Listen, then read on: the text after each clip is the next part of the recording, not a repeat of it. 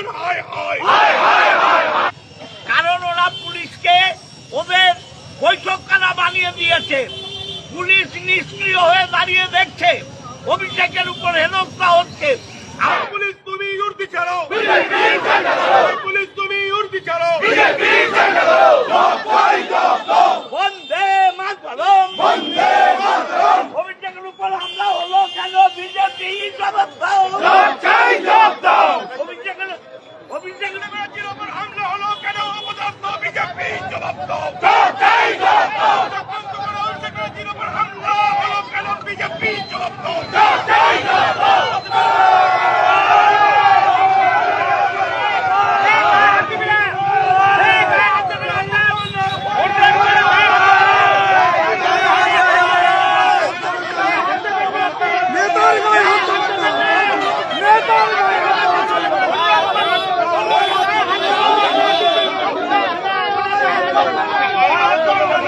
Petrol, diesel এবং গ্যাসের দাম বৃদ্ধির বিরুদ্ধে মিছিল করছিলাম, আপনাদের আগেই অবগত করেছি।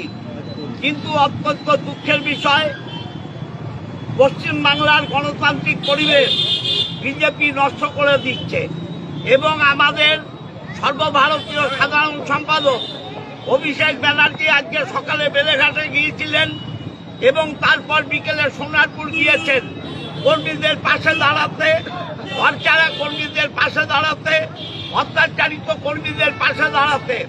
সেখানে বিজেপি সাংগঠনিক কায়দায় জমায়েত করে অভিষেক ব্যানার্জিকে হেনস্থা করছে। তার উপর ইট ছোড়া হয়েছে, ইট ছোড়া হয়েছে, জুতো ছেঁড়া হয়েছে, জীবনে মেরে ফেলার জন্য পাথর পর্যন্ত ছোড়া হয়েছে। আমরা এর প্রতিবাদে শান্তিপূর্ণ রাস্তা অবরোধ করছি। বিজেপির এই স্বৈরাচারী মনোভাবের বিরুদ্ধে আমাদের আন্দোলন চলবে। গণতন্ত্র পশ্চিমবঙ্গে সর্বনাশ করে দিচ্ছে বিজেপি। এই গণতান্ত্রিক ব্যবস্থায় বিরুদ্ধে আমরা রাস্তায় বসেছি।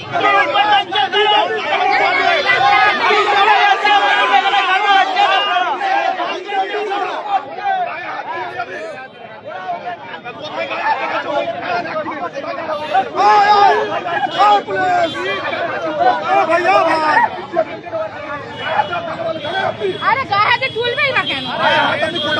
না না তুলছেন কেন? আমরা তো একটা ধর্নায় বসেছি, আপনি তুলবেন কেন?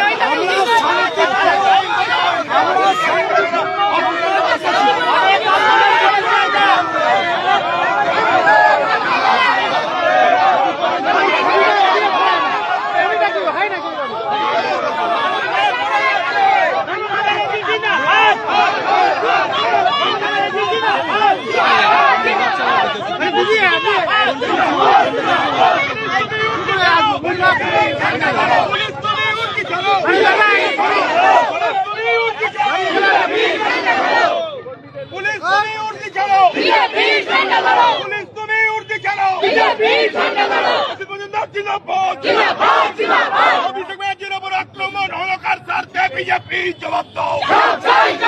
অভিষেক ব্যানার্জির উপর আক্রমণ হলো কেন? বিজেপি জবাব দাও।